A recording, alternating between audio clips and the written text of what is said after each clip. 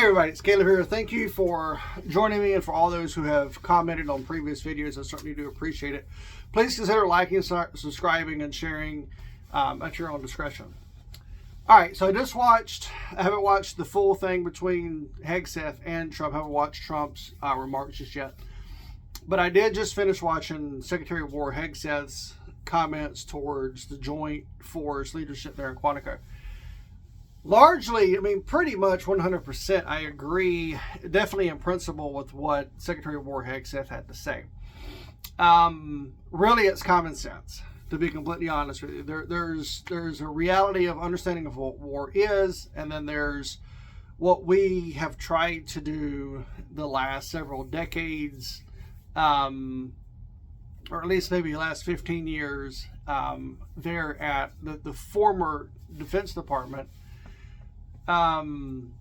with instituting a lot of things that very well could have been benevolent and well intended. I'm not going to sit here and criticize individual people who made those decisions, but from a functionality and a lethality standpoint, the sad reality and the result is it weakened the overall force, and our nation's adversaries have been watching. Now, Secretary Hegseth did make a remark fairly early on about, and he used China as the example, and he mentioned that our adversaries are no longer aligning; they are aligned. And he did say that there would be another, if you want to call this a symposium, there would be another one to come with the leadership. And so is he foreshadowing some level of global conflict, or even a peer-to-peer conflict with China? Probably. Okay, probably. He did not address anything with what I've been kind of tracking on my end, a homeland terror plot or anything, and he didn't address any of that. But the result of what he mentioned today in his remarks would cover both spectrums of a peer-to-peer conflict, or even another GWAT, if you will. And what he was talking about is we've got to get back to a set standard, physical standard, height and weight, PT test, all that kind of stuff. Especially, he really harped on, and rightfully so, the combat arms MOSs. And it's just common sense. He didn't criticize. He's going to get pushed back, especially by some of the media, that this would greatly impact female involvement, female leadership, if you will, within combat arms. And he does say that this is not explicitly to target females in combat arms, but if the result of what needs to take place eliminates the vast majority, if not all, of females in combat arms, he did, and I'm going to use his phraseology, so be it. Okay? That is a very harsh thing to say in a benevolent minded setting. It is, but it's also just the consequence of a reality. And war doesn't care, your adversaries do not care about what you would like to do in a benevolent society, because we are a benevolent society to a certain extent. We are a liberal society, at our core. And I'm not talking about liberal as far as the political aspect. I'm talking about just from a freedom standpoint. Classical liberalism, if you will. And that is a part of who we are. But war dictates a completely different set of understandings about man. Not just men and women, men and women, but just mankind. And mankind doesn't care about what you would like the world to be from a benevolent standpoint. We've kind of lost track of that, especially not only in society, but within the military ranks in the last, say, 15 years. So this is, to use a certain context, a certain phraseology from another global initiative, this is a great reset. And the military is only get back to what it should have always been and never changed. We need to have, and he mentioned this towards the latter part of his remarks, we need to move away from some of the leadership models that we've had, and he used, say, like General Milley as an example. And whenever I first was, understanding of who General Milley was, I really had liked him and admired him. But that was, before he became a political general, if you will. And he might have always been a political general, but he seemed to have been more of an, years ago, not before he became chairman of the Joint Chiefs and then everything.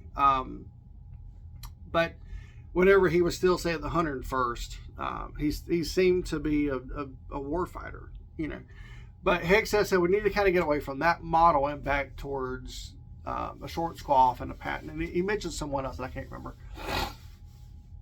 And that's just the truth. We need to get back to that kind of a setting, because the enemies of this country could care less, and they plot every single day about some level of fighting against us and our destruction. And if we're not matching that, then we're losing. So every person within their military framework has, and as someone who's pushing 50 years old who would like to get back into uniform, it's going to make me really dig a lot deeper into what I am preparing to do, so I can meet that same goal, because I need to be under the same standard as everybody else, for sure. I'm not special because I have served once before, and if I can't meet that standard, I don't need to get back in the military, regardless of anything else. If you don't cut it, you don't cut it, and if I don't cut it, I don't cut it. The security of this country requires more than my wishes, and that of a benevolent society would like to see glass ceilings or whatever it might be. So he did say at the very end of it, like, if, and this was one of the headlines I saw before I watched the address, that basically, if he made the mention to the leadership that was there that if their heart was sinking because of what he said, they should do the honorable thing and resign. And that is a very true statement. But he followed that with, he believed basically everyone that was there, or the vast majority, their hearts would be lifted.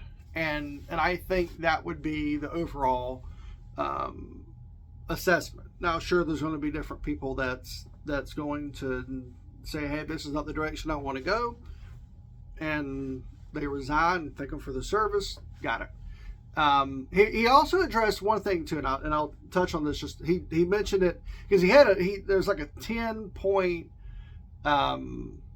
deal that he sent out in an email to all these commanders, and there was senior enlisted there as well, sergeant majors and first sergeants and whatnot.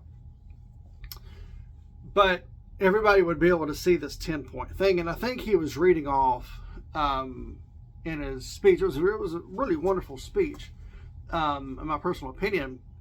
But he talked a little bit about social media. So if you're in the military community and you've been seeing, especially like TikTok and some of these others, there have been some people who's in the military in uniform, and they've been making some extremely divisive, harmful comments, not really just against the country, but against their own individual career. So he did address that very briefly, and and that does need to be addressed, no doubt about it. If you're critical, if you're watching this and you are in uniform and you have a social media account,